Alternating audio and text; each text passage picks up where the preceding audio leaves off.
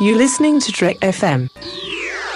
Want to join in the conversation and share your thoughts on this episode? Join the Babel Conference, our listeners' discussion group on Facebook. Just type BABEL into the Facebook search field, and we'll look forward to seeing you there. This is Steve Sansweet of Rancho Obi-Wan, and you're listening to the 602 Club.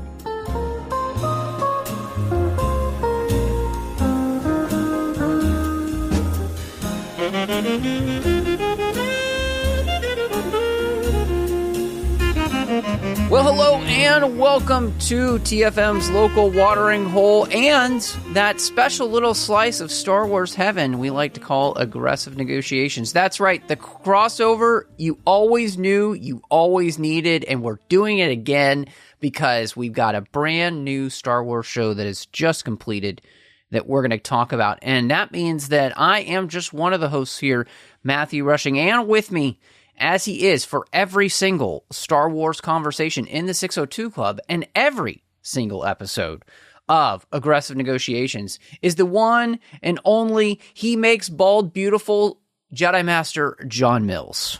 I'm thrilled that we have found this convergence, a crossover of dimensions once again for 602 Club and Aggressive Negotiations to cross over and talk about something that both audiences are undoubtedly interested in, because we know the audience and we know that a lot of you are fans of both shows. So thank you so much for joining us. Absolutely. And, you know, I mean, ever since, Star Wars introduced us to the fact that there was a whole other galaxy, we realized that we could merge the galaxies through the magic of the Purgle, and that's what's happening right now. So thank you to Mr. and Mrs. Purgle for making this possible. Sponsored by Space Dust, the only thing that Purgle like to eat. That's right. Well, before we get started, follow both shows. You can find at the 602 Club and at the Jedi Masters there on X Twitter. Of course, both the respected networks you can find over on TFM. So you got the Trek.fm online. You've got the nerdparty.com online. Of course, you can find both on social media under, the Nerd Party on Facebook and Trek FM on the old Facebook as well. Instagram, all those places you can find us. We would love it if you would support us and give both shows a star rating and review. We would really, really appreciate it. And so, John, one of the most interesting things about this is, every time something new comes out Star Wars wise, we're always given a trailer, we're always given a teaser, and, those things drop and they kind of leave you with first impressions as you're coming into the show. And I know both of us are in places where, we'll probably watch the trailer, but we're not necessarily going and like trying to deep dive into the show before it even starts, because we don't really want to be ruined in any way. And we don't want to be skewed with the thoughts. So I just kind of wanted to know, where were you coming into the show? What were your general thoughts after the trailer? And then, what were your kind of first impressions then after we got the pilot episodes of episodes 1 and 2 dropping? I think that if I go back to when the trailer dropped, I mean, you and I, we talk outside of the podcast, obviously. If I recall correctly, immediately keying on this idea that it was an 80s movie, that it had a very Amblin feel in the trailer. Yes. That it had a very Goonies feel. It had a very E.T. feel. And if I recall correctly, I said at the time, and I stand by this, that I smiled in a way I hadn't smiled for a Star Wars trailer in a little while, because I immediately gravitated toward it. I said, this is the type of thing I feel like I need right now. Just entertainment. It exuded for me from the trailer, entertainment for the sake of entertainment. Ars gratia artis, art for the sake of art. It's not doing anything other than telling a story. It's just, the trailer was just telling a story. It wasn't setting a big mythos arc. It wasn't, you will suddenly find out what was happening at this time. Or this ties into this thing. It was simply, this is a story that happens to be Star Wars. And as you know full well, I react really well to anything that gives off that vibe. And then, moving forward to the first two episodes, I kind of fell in love with the show right away. I didn't, I mean, maybe, you could give better words to it, but I didn't come out of it saying, this is the greatest thing that's ever been created. Oh my gosh, this is what Star Wars was all along. But I came out of it saying, wow, I'm really happy with this. This is a lot of fun and really well put together. And what a cast, like it was such a satisfying feeling to just say, well, that was really good. And I enjoyed that. Right? Like, I feel like I'm being clumsy with that. No. I mean, I get what you're saying. It is interesting. I've had this reaction a few times when something Star Wars has dropped. I remember my very first reaction to the Rogue One trailer was not great. If you remember. Oh, that's right. I do remember. Yeah. For some reason, it was just giving me these like weird Hunger Game vibes, and something it just didn't feel right away. And, in all honesty, this was the same thing. I mean, I was getting the Amblin vibes. I obviously know they were basically going for Goonies E.T. feel. It was so clear that's exactly what they were trying to do, because all of the imagery just is so evocative of those classic Amblin films. And yet it just felt so weird to me to kind of see that suburban setting in Star Wars. And until we got it explained later on as to why that was the case, I think they make it work. But my first reaction was like, oh, I just don't know if this is going to work, right? But as with everything, even the Acolyte, like I was willing to go in. I'm going to give the show a shot. I'm going to see what it does. And my wife and I had the exact same reaction that you did for episodes 1 and 2. We kind of turned to each other and we're like, that was just fun. Like, and the kids were great. The storyline felt fun. I mean, I think they did a great job by releasing 2 episodes at one time, because if they've only released 1, it would have been really frustrating. Truly, the movie does feel like Goonies, Peter Pan, and E.T. have a baby.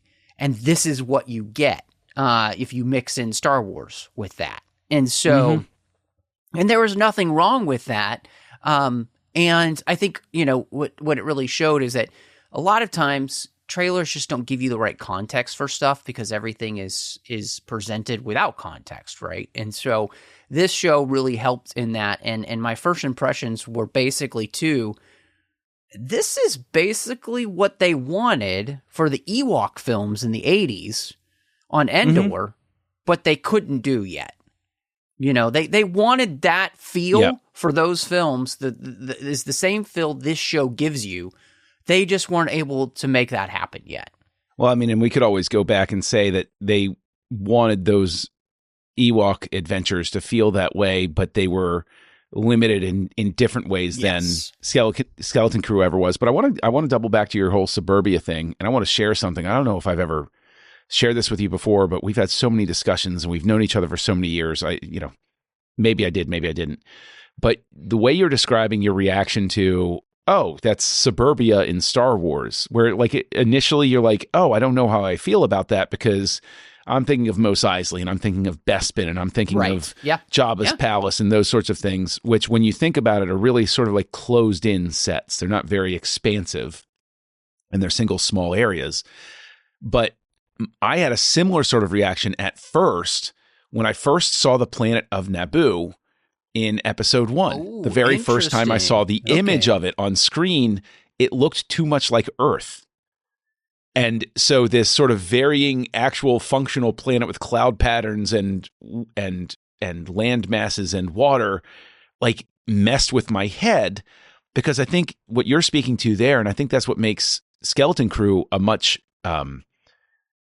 bolder experiment, a much bolder show than people might want to give it credit for, is to give us something that is so familiar and repackage it as a sci-fi or Star Wars thing. I think people underestimate how big a hurdle that is. And the fact that they packaged it in such a way that, I mean, I'd love to get your thoughts on this. I think what makes it work is they do exactly what Lucas did, which is it's what you know, just a little different. the X-Wing is the sound of a jet engine, but it's done in a different context and there's a little pitch adjustment and everything like that. So my ears are like, I know that sound. And I feel like you look at these houses and you're like, yeah, okay, this feels like somewhere where I could live. But that's odd. But then I see like the way they cook their food or the way that they open their garage even. And I'm like, oh, it's just different enough that I'm in that weird zone. And I think that's a very sort of like George Lucas way to do things. Well, and you know, one of the refrains I think that we've mentioned over and over and over again, especially on aggressive negotiations, is the way in which Lucas played with this idea in the Clone Wars. And it's like, okay, we're going to take a genre, but we're going to make it Star Wars. And so basically what they did is they took the Amblin genre of 80s films and they're saying, we're making this Star Wars. And they had to figure out the way to make that make sense, you know. And, you know, I will say, too, it's like when you think about this idea of planets in Star Wars, I mean, the amount of planets that we've been to is so minuscule compared to the actual size of the galaxy.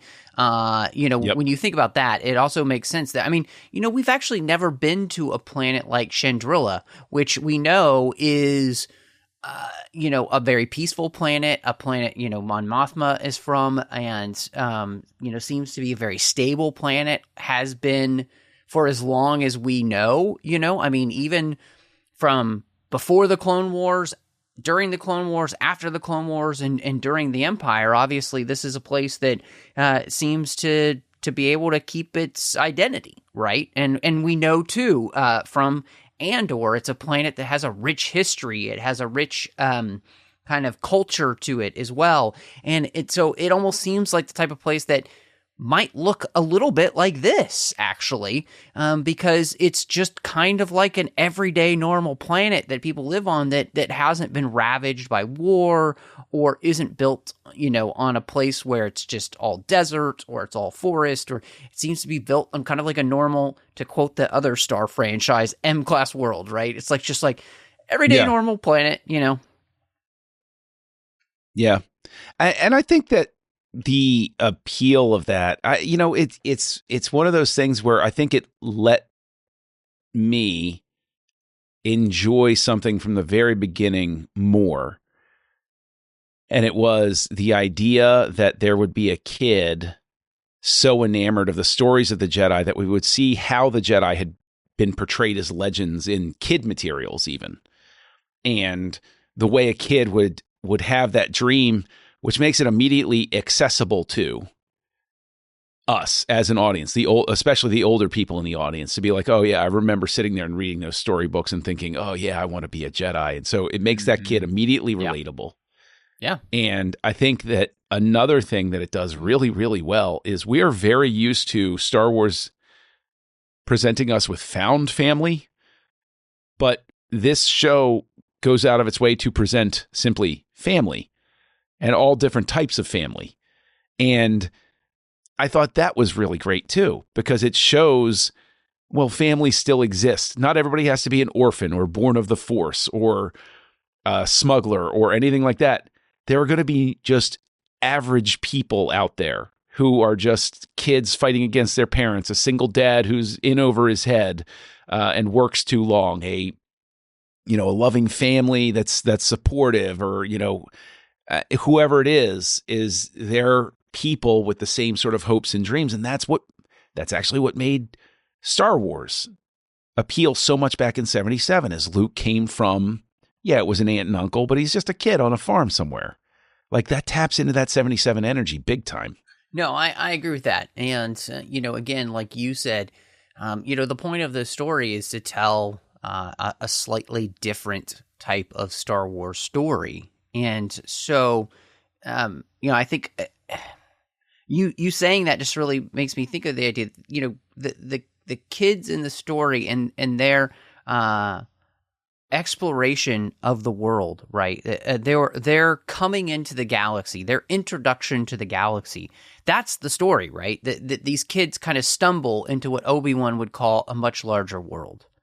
And what they realize then is that the universe because they've been so sheltered, is so much different, so much bigger, so much crazier, so much more dangerous, but also so much more wonderful than they could have ever possibly imagined. And I think in some ways, when we talk about the idea of, Lucas using the hero story, this is the story of maturity, of growing into maturity from childhood to adulthood, and it's that point at which you realize my parents don't know everything, and the world is a lot more dangerous and wonderful than I ever possibly imagined. And that's the story we get. And in many ways, I mean, that's kind of a classic storytelling trope that they're using here. It's a part of that hero's journey to kind of like explore the much larger world and find your place in it.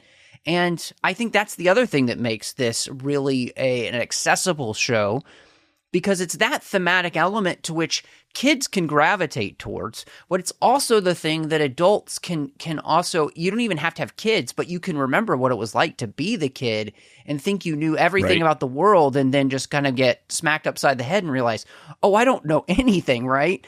And I think that that's the thing that the show and the writing really do so well, is they bring that out, but they also make it a journey that's enjoyable to be on. And that's the other thing about that, right? Is that they specifically know the type of story that they're trying to tell, which is that story of becoming a grown-up, growing up. And therefore there's fun, there's adventure, there's some scares and all of that. But that's the type of story they're trying to tell. And the beauty of that is, it shows how Star Wars can encompass all of these different types of storytelling. And as long as you tell the story well, it works, right? Because this doesn't have to be Andor, and Skeleton Crew doesn't have, and Andor doesn't have to try to be Skeleton Crew. They can both coexist in the same universe, but they're just telling different types of stories. And the reason they work is because the writers have really keyed into what the thematic elements are. And that growing up thematic element here is just, it's so much fun. But it's worth noting that no matter how well you write it, and they do write it very well, you need the right cast to pull this off. And whoever, I don't know the casting director's name off the top of my head. I should have looked it back up, but that person deserves a medal. Like a big old, they deserve Princess Leia putting a medal over their shoulders, because the casting of these kids, these core kids, if it didn't work, the whole show is a disaster. The whole show at best is an interesting curio sort of thing. These kids are amazing. You mentioned Stranger Things before, and it's the same thing that made Stranger Things work. Yes. They cast it really well. Like, that was everything to that show. If they hadn't gotten the kids that they did, everything falls apart. No matter how good the parents are, no matter how good the villain is, no matter how good the effects are. And so I think that every last one of these young people that played the kids in this show are just absolutely set up. Like, what a calling card to have on your resume at this point. And I could sing their praises just from now until the end of time, because I will go back and watch this show simply because their performances were so good that I believe in these kids and I like them. Like, I like all of these kids. Everybody has a favorite one of the kids. I have, I think, a surprise favorite of the kids, but I think that all of these kids are just, they're an absolute delight. I could not agree with you more. And I think that you said it perfectly and compared it to the perfect show. Because yes, I mean, this is a show that's about the kids. Jude Law may be the big name, but the story really belongs to these kids. And if they don't work, this show would suck, because they have to be able to carry almost every single scene that they're in. And they have to be able to carry it in a way that when they are standing next to Jude Law, you don't forget that they exist, that they are just important a character in the show as he is. And so, no, I am right there with you. I think the casting is fantastic.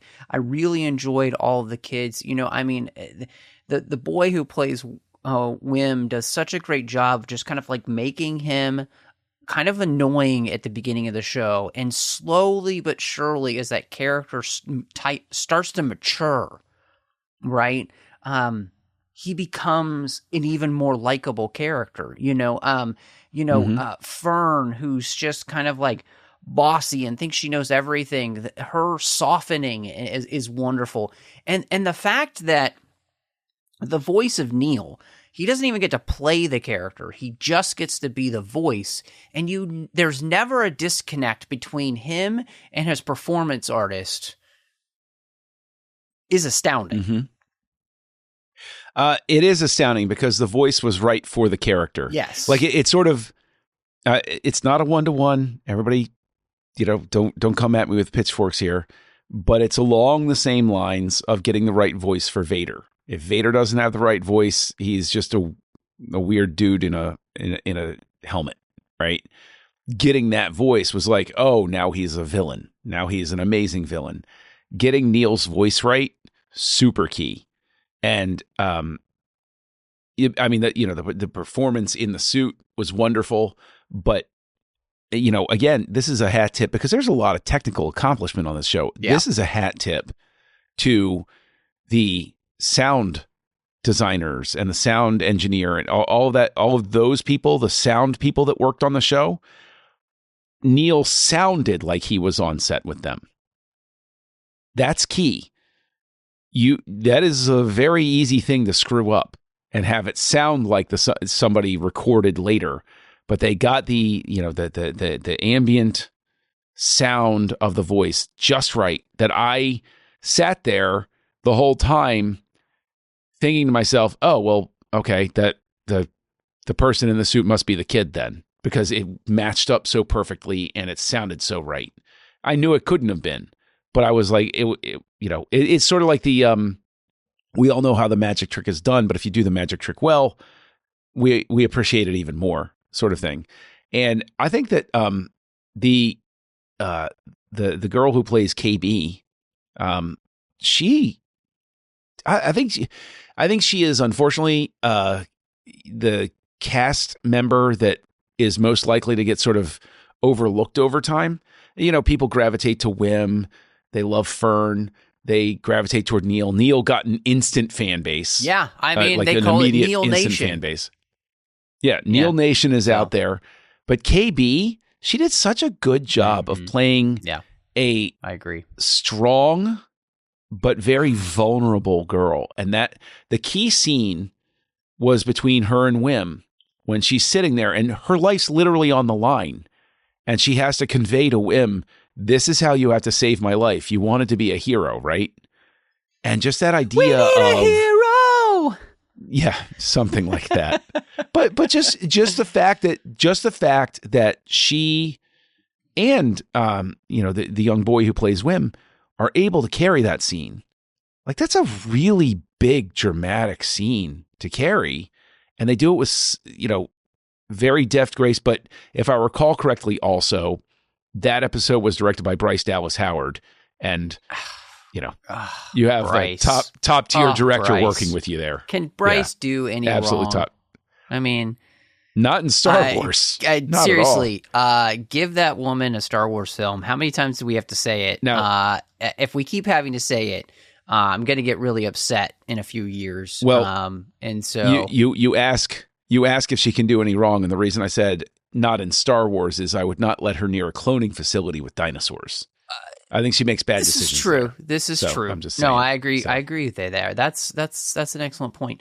But I think that one of the things you mentioned there with KB, you said that you might have possibly had a favorite of the kids, and actually she's my favorite. And I think it's because she has the most interesting story, because there's this background of her having this accident, and basically she's a child who isn't like all the other kids, and she does have this disability basically that keeps her in a place where she's constantly fearful if she doesn't get the maintenance that she needs. In the same way, a child that needs a specific type of medication and is dependent on that for their life, right? And so I thought, again, she just does such a good job. And again, her story arc too. And the beauty of that is in that moment with Wim where she, has this, she's terrified because she could die. And yet at the same time, she's encouraging him to be the very thing that he's wanted to be all of his life. And then the moment that she's okay, when she's like, thanks, Jedi, it's the, like, she is the person who has taken her pain and her suffering and her trial and found a way to be able to turn that around and benefit other people, to learn that life isn't just about me, it's about helping other people become a version of themselves that they might not know they can be, and because she's had to do that already at a very young age. She's had to overcome so much. And so she's my favorite. So do you have a favorite of the kids?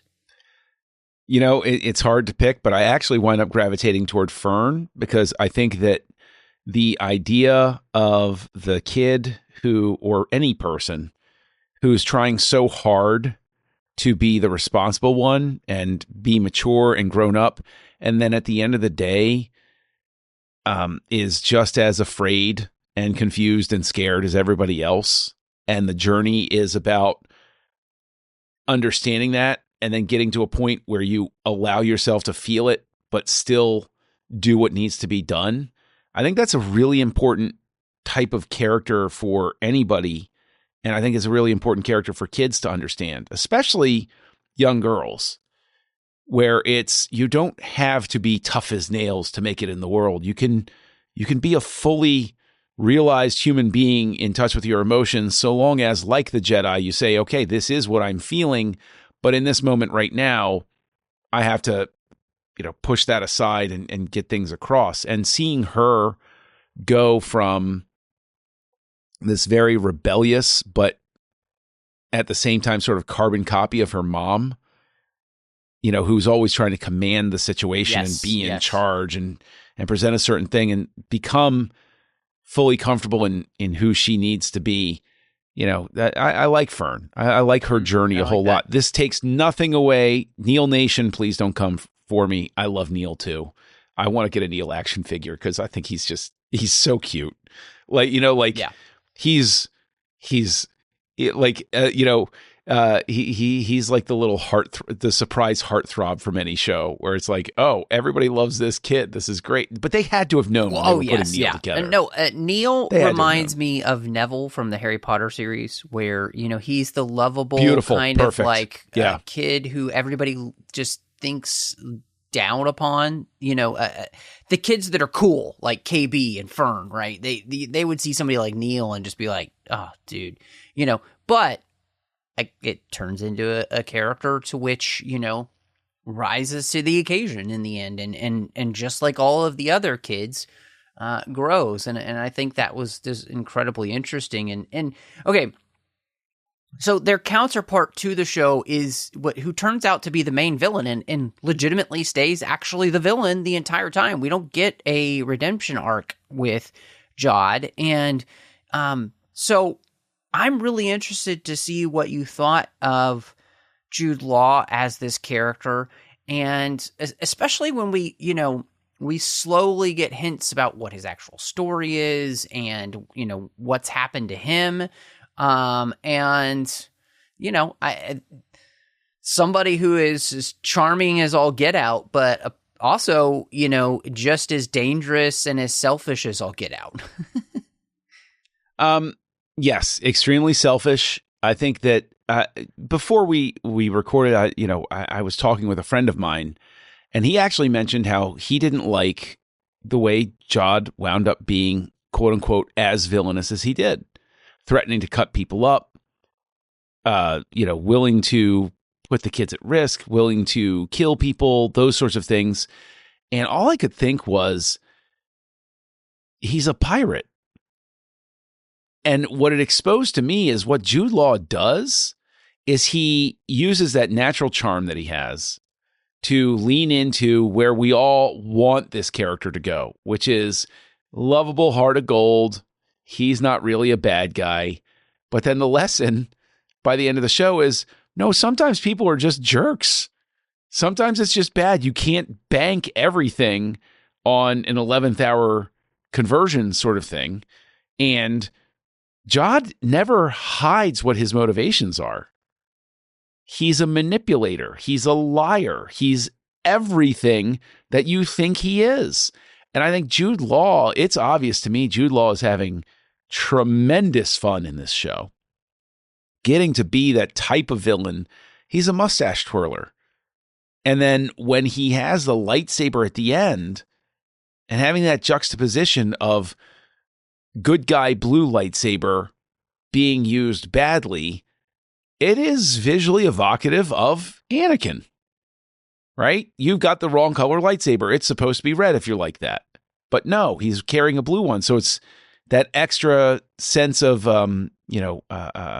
discord that really makes him pop out. I think he's a great character. Yeah. I thought Jude Law did a great job with him. No, I couldn't agree with you more. I mean, it's interesting that Jude Law actually played Captain Hook in Peter Pan and Wendy over on the Disney Plus app movie that came out. So, I mean, he's basically playing that character, right? And what I find fascinating is that if you've ever read the original Peter Pan by J.M. Barrie, Hook is a tragic character, right? Because what he truly wants is the thing that Peter can never have, which is he wants somebody to love him. And Peter rejects the love of Wendy and to grow up and to have all of those things. And it's the thing that Hook can never have because nobody will love him, right? Because of who he is.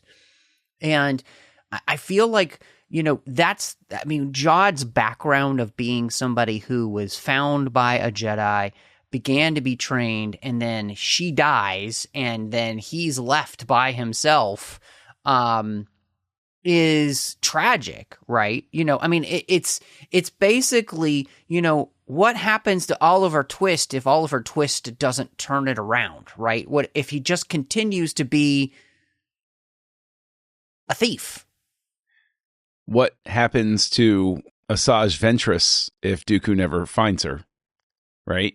Like that sort of thing of like, oh, wow, this is a very not good thing. Mm-hmm. And just that idea of how many stories they open themselves up to, because it's that certain point of view thing. It's that wiggle room where everybody says, oh, I thought that the Emperor wiped out all of the Jedi. Well, all of the official ones, but if there's one Jod out there, there's another. How many people are out there being like Jod, who have the tragic backstory, and the way that they deal with it is simply to say, okay, you know what? Life sucks. Nothing's fair. I might as well just take whatever I want to. Yes, I don't care about being selfish because the universe took everything from me. I don't know anybody anything. I'm just going to do what I want to do. And then, of course, the purpose of the story is to teach you that you still don't win in the end. Right. So. And which is his story, right? The show begins with him losing everything after he thinks he's going to have his biggest score ever. And then the show ends with him losing everything after he actually has made the biggest score ever recorded in the entire Star Wars galaxy, right? Like, could you get any more money than that? No. Like, there is, probably not. So, I mean, I think that's the beauty, though. But there is this thing that I think Jude Law in his portrayal gives you enough to say he doesn't actually really want to hurt anybody. And he actually doesn't hurt anybody except for a couple of the actual pirates, right? He never actually hurts the kids. I don't think he wants to do that. I think he just wants his money, and that's really all he wants. But at the same time, he's the character who will rationalize his behavior to get what he wants. And that's right. He's going to give them tons of chances. Yes. And then if those chances run out, well, look at how lenient I was. I gave you 1,000 chances. He didn't give him 2 chances. He gave him 1,000 chances. And then if he has to do something bad, well, you know what? Why didn't you get the point? You made me do this. It's typical reversal thinking on that. Yeah, I agree. And I just think it's one of those things where in some ways I'm glad that we didn't get the reversal, because I think, sometimes Star Wars can almost lean too much into the fact that everybody's redeemed instead of allowing us to remember that there are people who just choose evil for evil's sake and don't want to turn. And so I think that actually makes this a really interesting story. If we never see Jod again as a character, because, we maybe don't get a season 2 or he just doesn't show up in anything else. I think that makes for an incredibly interesting story of a character who just, and it fits so well with George Lucas's thing that the galaxy runs better if you tend to be more selfless than selfish, because that selfishness ends up leaving you exactly like Jod is at the end, alone with no one. And that's not what he wants, really. You mentioned the season 2 thing, and I just want to take like a brief second, right? Because I talked about the problem my friend had with Jod's arc, which obviously you and I don't. But when we're in here, we might not get a season 2. Please, if anybody's listening, I want a season 2 so bad. Come on, you can do this. I know you can do this. It's reasonable. Act now before these kids grow up. Or give me books, or give me comics, or give me something set here. And I think that additionally, the talking about if there's going to be a season 2, continue with Jod, continue with the kids, is what was fascinating to me talking to my friend is how people have lost the ability overall. And I'm not saying this to trash anyone or anything like that, but the questions of, well, how did that ship get past there in the first place? How did the pirates steal it? Oh, well, where was the money going? Oh, well, you expect me to believe that nobody remembered where this planet was when it had orders about Order 66 in its data banks? And what about this? What about that? And I suddenly realized what's robbed so much joy from people is that you go back to the original Star Wars. It's in the middle of the action. We didn't see the Empire rise. We didn't see Anakin's fall. We didn't see all of these things in the backstory. We don't see what happens after they get their medals, anything like that. And everybody was happy as pigs in slop. And this show, I credit and I love the fact that they engaged us enough that I sit there and I do ask those questions. Well, wait a minute. What about this? Well, wait a minute. What about that? But it doesn't upset me. It makes me play with it. It makes me engage with it. It makes me keep thinking about the show because I realize I like it more than I even thought because I want the answers to those questions. I want to sit around and talk about, well, how did they get it off there? Well, why didn't anybody from the Empire go over to this money minting planet? Because they probably could have used it. How did it get erased from the records? It must have been erased from the records. How could it do this? How could it do that? And what's the great work? I don't know what the great work is. That's fun to speculate about as well. I suspect it's probably tied to like the Great Republic or the High Republic or whatever it was called. That series? Yeah, is the great work tied to that? Cheech and Chong's High Republic. Yes. I got High Republic. Yeah. So great work is a reference to High Republic stuff? Yes. Okay. But the thing is, that's great. But all people have to say is, oh, we're dedicated to the great work. And I go like, oh, okay, well, they have some sort of sense of purpose about if I'm interested, I can go read about it. Or I can just say, okay, well, they just told me what they do for a living. Okay, cool. You know? Well, and I think, so like you, I think this show could absolutely have a season 2. I think it would be really fun. If it doesn't, the beauty of this show is that it tells a full story as was being told. And, the rumor is these kids might show up in like Filoni's movie or something like that. All that stuff would be great.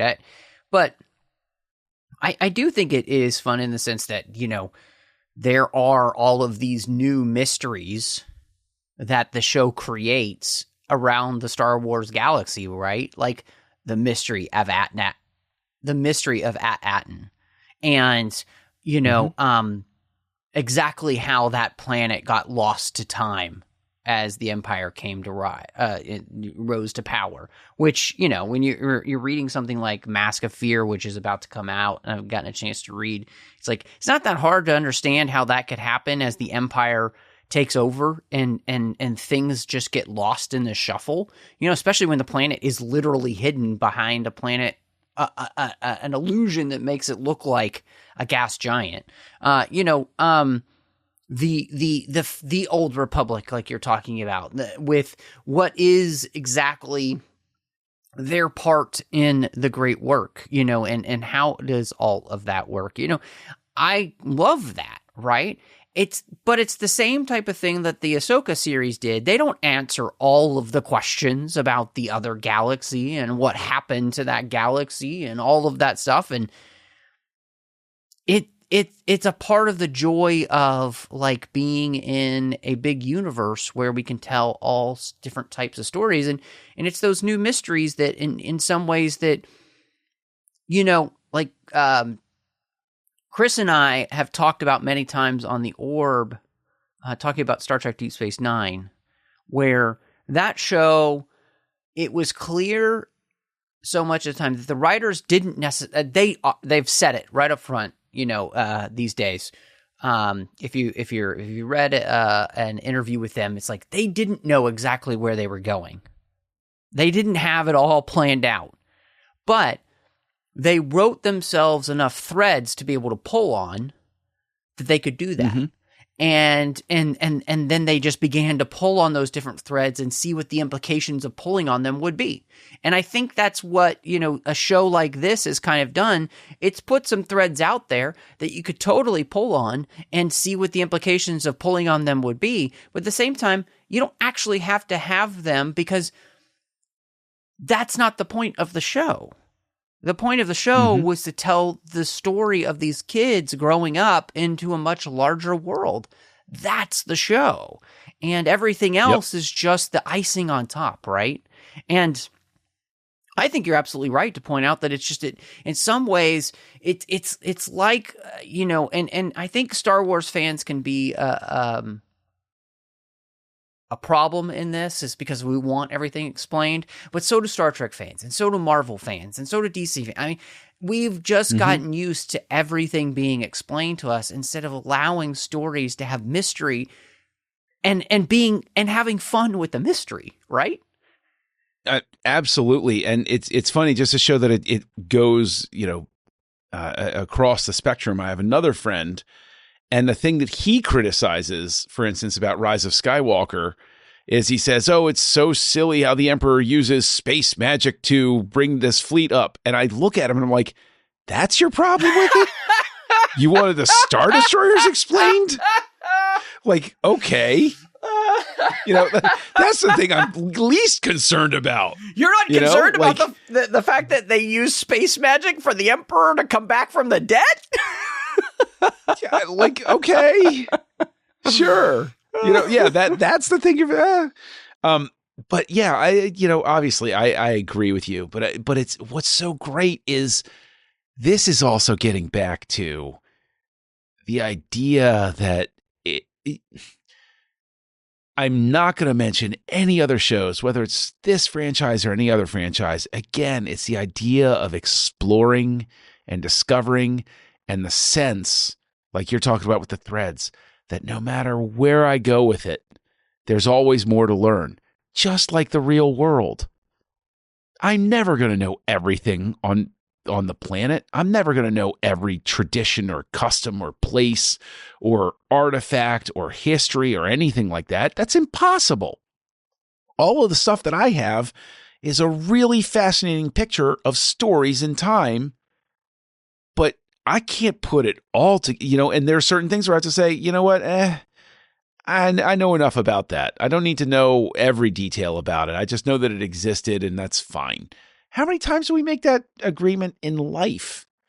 And I think what it is with those sorts of mysteries that are there to explore and everything like that, you get to the sort of thing where you were talking about, where like with the parents, the kids growing up and realizing, oh, our parents don't know everything. And you realize, I think, that there's another great moment and lesson in here, that the parents are forced to concede that they don't know. They go around acting like they're all powerful, that what they do is super important, that what they do is this, what they do is that. They know everything that's going on. They don't need to know anything more. They can stop learning. They can just walk away from it. And it creates these parents that I think is a trap that, speaking as a parent, you can easily fall into. You stop growing and you stop learning. The world is the way that it is, and I don't want to know anything else because I do this, and this is what I'm here for, and that's it. And we're not going to talk about it. Like that's where I see these parents, and what an easy trap to fall into. Yeah, I love that you said that, because the whole thrust of the story, it really, I turned to my life and I was like, is this show basically a whole show about helicopter parenting? Right. And the idea that everything is so controlled down to the idea that, we're going to test our kids, and then they're going to go into this specific thing because of that test, that there's no curiosity anymore. And I mean, part of that too is really this communist dream that we've run this planet by how it's run by a droid consciousness AI thing that just keeps everybody in line, and there's no freedom to explore, to try things, to branch out, and all of that. And part of that too is because the whole life that they have is based on a lie, and instead of the truth. And in the end, I think all of those thematic elements kind of turn themselves into this meditation on parenting, right? Are we lying to our kids and not really giving them truth? Or are we just trying to control them? Are we trying to keep them safe from everything when that's not even possible? And instead of allowing them to, experience mistakes while they're in our home, where we can help them grow past those mistakes, we're trying to, make sure they don't even get a boo-boo, and it's like the bumps and the bruises and the trials of life and the frustrations and the heartache and all of that stuff is the very thing that makes us ready to launch ourselves into the world at some point. And again, that's where the story of the parents and the story of the children collide, right? It's about them growing up into a much larger world, but in some ways, it's also about the parents realizing that they have been stuck. They have been, kind of stagnant and stilted, and everybody's arrested developed on this planet because there has been no development. And it's allowed them to be safe, but it also hasn't really allowed them to live. Yes, and I like the fact that where you're pointing is it's so beautiful on the planet. Everything's so clean. Everything's so orderly. Everything's so perfect. Everything's run so well that one of the things that the show lets you realize as you're going, and they don't hit you over the head with it, is the fact that this is a Stepford Wives, or even better, just sort of like it's almost like a Futurama type of situation. Because that's the beautiful thing I love about Futurama is it's in this future, the year 3000, and everybody basically is just openly comfortable with living in this dystopian nightmare that, when you really break it down, is awful, right? You have, these droids are here for your safety. Well, no, they're there to keep you from doing anything that's not approved, and you're constantly monitored.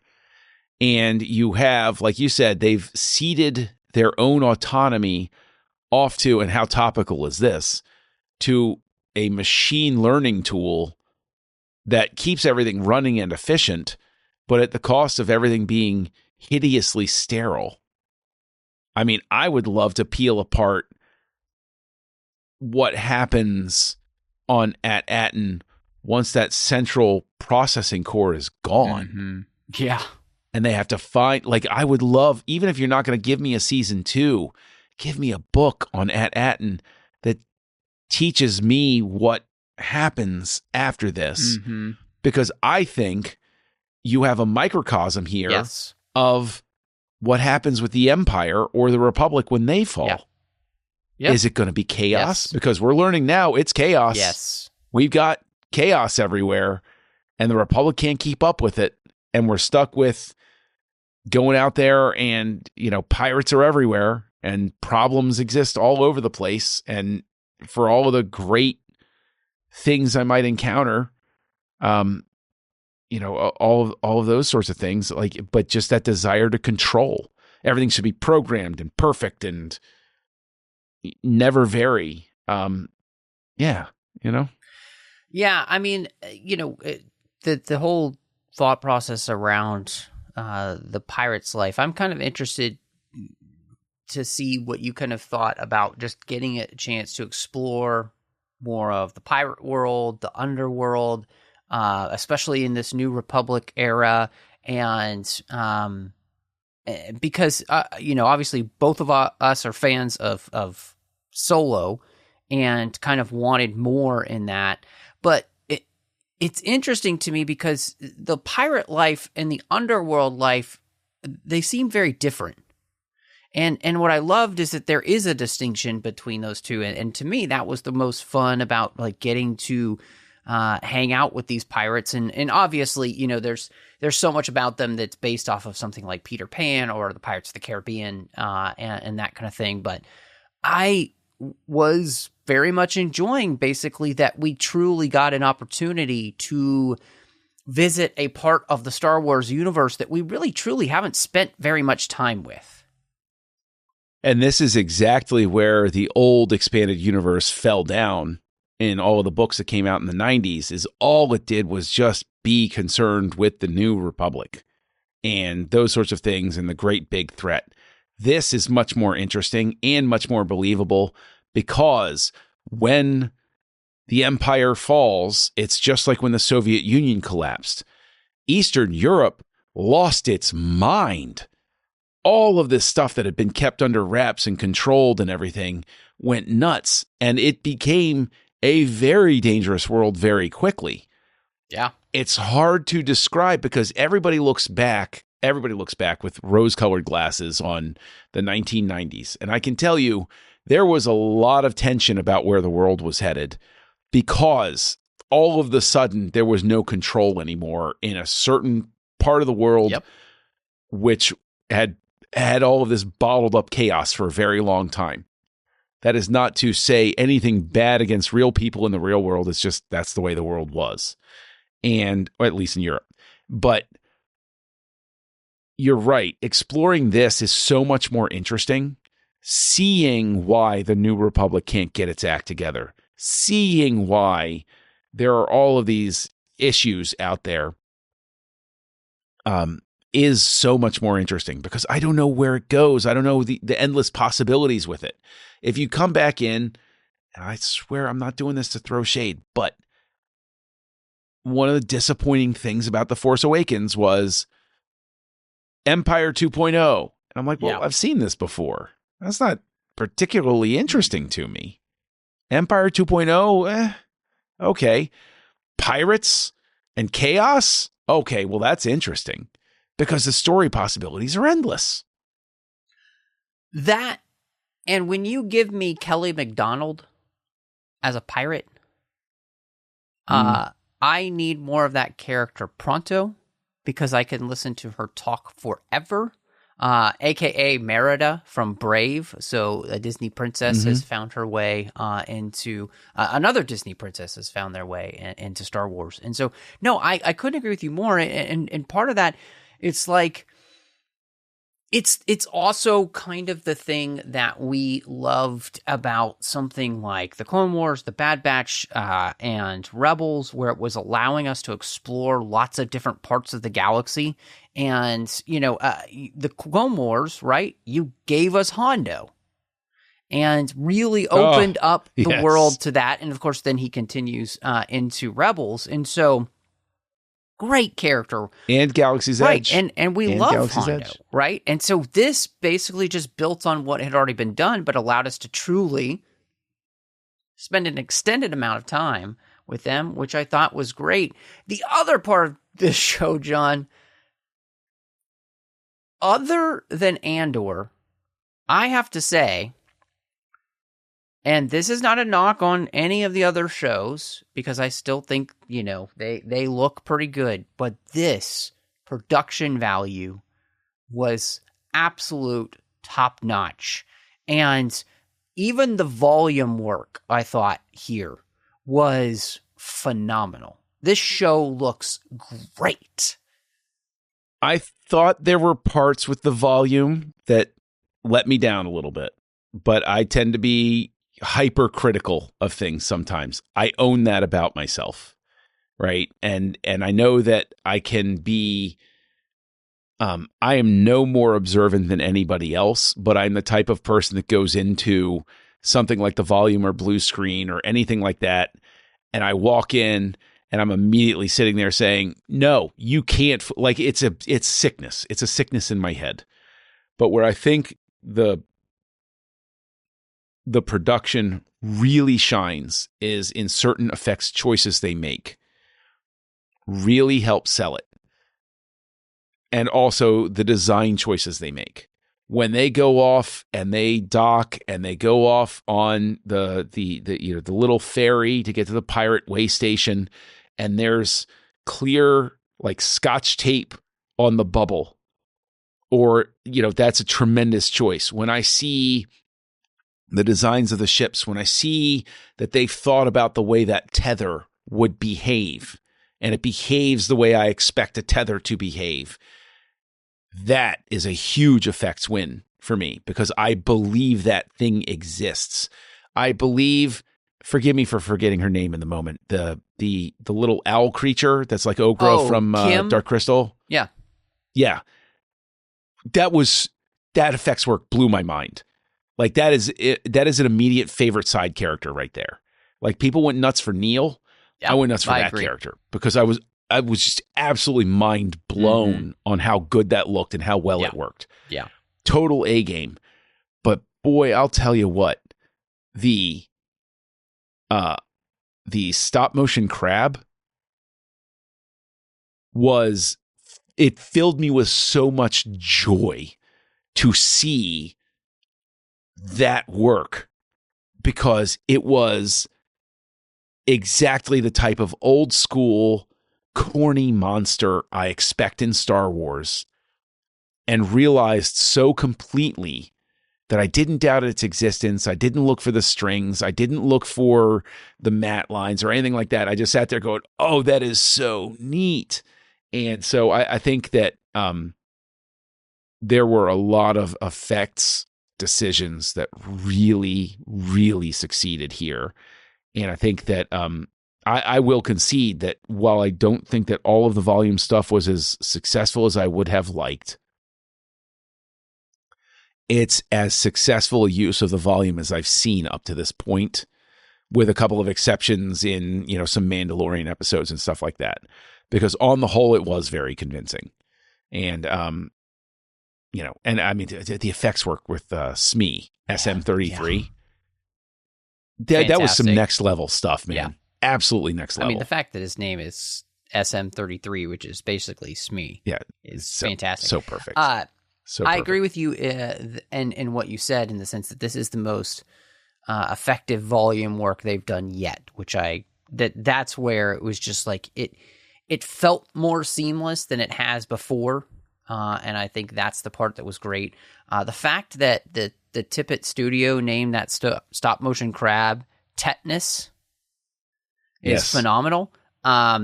It's brilliant. The design of the Onyx Cinder, both styles were phenomenal. Want the toy. Yeah, I mean, that I need, because they created the Lego version of the first style. Now I need the second style, because it's just beautiful. And then, like you said, adding these kind of new crazy looking characters, it was awesome. I mean, the fact that we went to that new spa planet was great. Can I just say that the spa planet they go to and that spa realization, again, please, nobody come at with pitchforks. It's what they were trying to do with Canto Bight. Exactly. In fact, one of the aliens from Canto Bight was there. But this is so much more successful. So much more successful. I will even say that comparing the lightsaber hilt that they created here. Looks so good, man. So good. It's obviously evocative of the lightsaber hilts from the High Republic era that I didn't like the way they built them in the Acolyte. I had specific complaints about them. And this one, beautiful. I saw and I said, well, if all of them had looked like that, I would have totally been down with it. I would have loved all of those lightsaber hilts because that was great. And I even love the fact that they gave it the sound gave it the wavering, unstable sound that Kylo Ren's lightsaber had. Yeah. It's beautiful. that was a great touch. Well, it just gave the idea of the lightsaber had not been maintained in so long that it should sound like that. It shouldn't sound like a perfect lightsaber. It should sound like something that needs a little maintenance work. Yeah.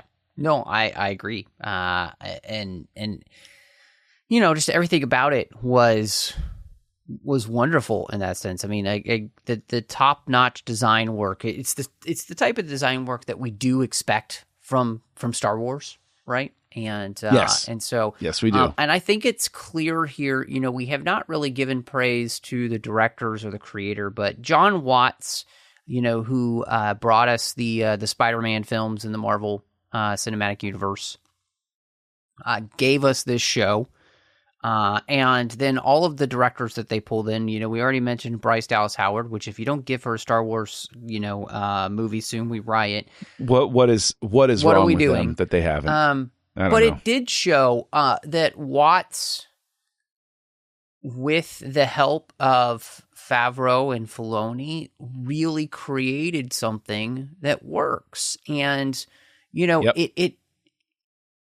this is the beauty of what we can do with Star Wars, and we've had many people that we know that have called for Star Wars that just isn't built around Jedi and Sith and stuff. And again, this is a show like The Mandalorian that is doing that, and shows that it can work really well. And I think a big part of that, like every Star Wars show or movie, you need the music to really kind of help sell it. And this time we get Mick Giacchino, who is the son of Michael Giacchino, who gave us Rogue One.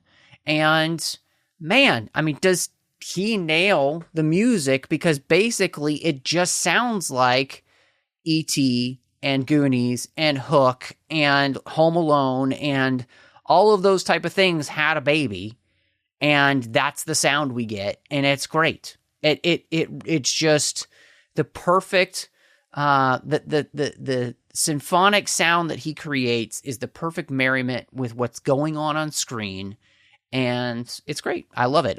There's only one thing I wish is that I wish that these shows basically had a full introductory theme.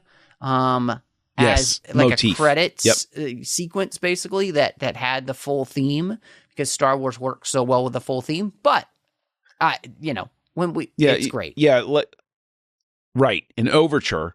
And I think that what it is we're just victims of the current era where people don't have the patience for theme songs anymore. Yes.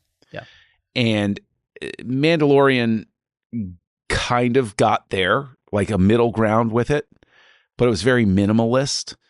And I will say to your point about the music, I listened to the music through the end credits every show.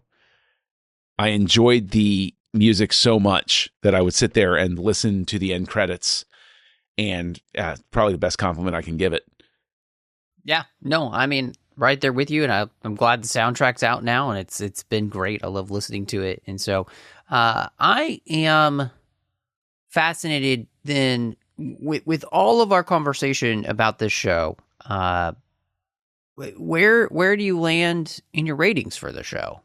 I mean, it's so tough, right? Because one of the things I've been struggling with over the last year, as I've looked at movies and stuff like that, is this whole idea of, like in your brain, you're like, 5 out of 5. That's only something that is an absolute masterpiece, and it's Breaking Bad. And is this Breaking Bad? No. Is this The Shield? No. Is it Lost? Depends on your point of view, because I know people differ with me on that, whatever. But this is, in terms of my enjoyment, it's a 5. In terms of its achievement technologically, it's a 5. But I still wind up going with a 4 overall because of the fact that I wanted more. I wish they had signed it to several more seasons. You know what, though? I mean, I'll split the difference. I'll say 4.5 because I think the decision to have 2 episodes in the beginning, mistake. Should have had 1 episode. They should have had an old school, traditional 1.5, 2-hour pilot episode. That gives you enough time to ease into it, to soak in it. I thought that even though I enjoyed his voice, the Shistavenin Wolfman that they had was difficult to understand. I thought that, it's not perfect, but I loved it. And so I'll just split the difference and say 4.5. I'm struggling with this one because I did feel like at some points in the show personally that when they went back to the parents sometimes on the show, it didn't always feel like necessary per se. And so I kind of wish that had felt just a little bit more necessary in some of those places. And then it does become necessary, right? But at the same time, I almost would have liked, if they were going to do that, then I would have liked maybe a little bit more development for them as actual characters, other than just being these avatars of the kids thinking they stand in their way kind of thing. And I think too, it does feel like maybe there could have been some places in the show where we quickly, I mean, even when we went to the other planet that was similar to At-Atten, but was in a state of war between these two groups, I think it would have been interesting if maybe we'd possibly gotten a few more answers to just the mystery surrounding why these planets were hidden and those kind of things. I think that would have been nice. But overall, I mean, it like I said, I enjoyed the show. I enjoyed the show knows exactly what it wants to be, and it does that, and I think it does it really well. And so I think I've talked myself into being where you are of a 4.5. I think as per enjoyment of a season, this is probably like maybe right under for me, Mandalorian season 2. In just like the cohesion of the season and everything. Andor is still my top here, and then after that, it's probably something like Ahsoka season 1, and then everything else is below that. But yeah, I mean, this is just a really well crafted show, and I'm so glad that we got it. And like you said, gosh, please give us more of these characters in some way, shape, or form, and that would be wonderful. But if you never do, I'm glad that I feel like I have a full story for these characters. Oh, yeah. Very thankful that we're not left hanging. The questions about what happens to Jod and what happens to the planet and all that stuff. Great questions. Obviously could still be there and answered in some way. But I feel like again, the show knew what it wanted to do. It's telling the story of these characters growing up and experiencing the galaxy, and that's the story we told.